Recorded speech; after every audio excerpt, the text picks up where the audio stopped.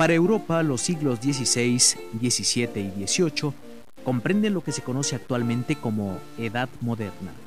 La Edad Moderna abarcó más de 300 años. Comenzó en 1453 con la caída en manos de los turcos de la ciudad de Constantinopla y se extendió hasta el inicio de la Revolución Francesa en 1789. Fueron 3 siglos de cambios muy marcados en todos los aspectos de la vida humana. Sus protagonistas fueron naciones tan diversas como Italia, Alemania, España, Francia, los Países Bajos, Inglaterra, Suecia, Austria, Polonia y Rusia.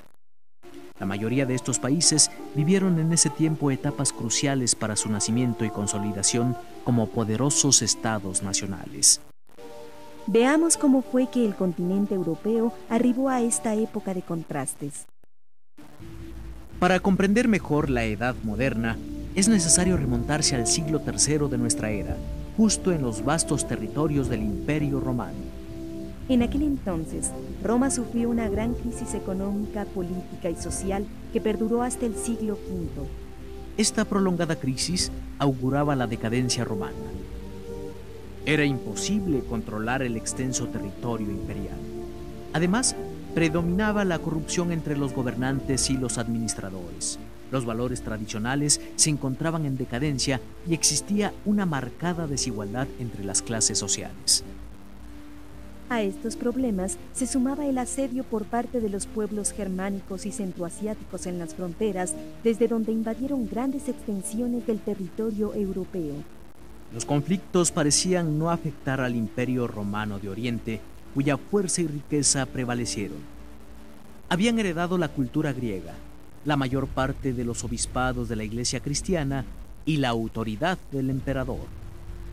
En cambio, en Europa, en lo que fue el Imperio Romano de Occidente, poco a poco se desarrolló una nueva cultura. Al mismo tiempo, el cristianismo empezó a ganar mayores adeptos y a madurar como religión popular. La autoridad del obispo de Roma se consolidó y a la postre llegaría a ser reconocido como papa o jefe indiscutible de la Iglesia. Las diferentes provincias que formaban el imperio vivían en constante conflicto, incapaces de encontrar una autoridad que los unificara. Por siglos, los pueblos europeos se dedicaron principalmente a la guerra, la agricultura y la religión. No hubo en Europa ningún monarca realmente fuerte hasta que en la Navidad del año 800, Carlomagno, rey de los francos, fue coronado emperador. De esta manera se convirtió en plena Edad Media en el primer gran rey de la Europa cristiana. Con Carlomagno se empezó a generar la idea del reinado por derecho divino, idea capital para el surgimiento de las monarquías absolutas en la Edad Moderna. A partir del siglo XV, cuando varias naciones europeas se convirtieron en estados unificados, maduró la idea de que los reyes eran los representantes de la autoridad de Dios en los asuntos terrenales. Por lo mismo, no estaban sujetos a las normas que regían a la gente común. Los regímenes absolutistas depositaban en el rey todas las funciones del Estado. Era él quien ejercía y poseía todos los derechos: legislar, impartir justicia, mantener un ejército permanente, controlar la recaudación de impuestos y nombrar a los funcionarios. Así, las leyes emanaban del monarca, quien podía imponerlas a toda la sociedad. Para el siglo XVI, en la mayor parte de Europa occidental, gobernaban monarcas absolutos. Esta tendencia prevaleció durante los siglos XVII y XVIII en diferentes naciones. Francia con Luis XIV, España con Carlos I y Felipe II, e Inglaterra con Enrique VIII. Más tarde hubo también regímenes absolutistas en Prusia, Austria y Rusia. La vida de los reyes absolutos era fastuosa y llena de lujos. Además, a diferencia de los monarcas del medievo, no se consideraban sujetos a la autoridad del Papa y de la Iglesia. De hecho, como el Papa gobernaba sobre extensos territorios en Italia, los monarcas de España y de Francia llegaron a estar en guerra contra él. Hemos dicho que la Edad Moderna fue una época de grandes contrastes, y en cierta forma así es toda la historia humana. Es importante comprender que, tal y como sucede en la física, una fuerza surge acompañada de otras que se le oponen, pero al mismo tiempo le sirven de apoyo. Los cambios resultantes son producto de la acción conjunta de estas fuerzas opuestas. Algo similar sucedió en la Edad Moderna. Aunque la voluntad del rey era la única directriz del gobierno, resultaba inútil sin la debida organización que pudiera hacer realidad los deseos del soberano. Por ello, los monarcas se rodearon de hombres sabios e instruidos y fomentaron la educación y la investigación científica. Bajo las monarquías absolutistas se construyeron grandes imperios con administraciones y ejércitos eficaces. Al mismo tiempo se llevaron a cabo importantes empresas comerciales, industriales y bancarias, apoyadas en el desarrollo científico y técnico. El estímulo al conocimiento contribuyó a que surgieran tendencias e ideas opuestas entre sí, a pesar de que compartían las mismas circunstancias culturales e históricas.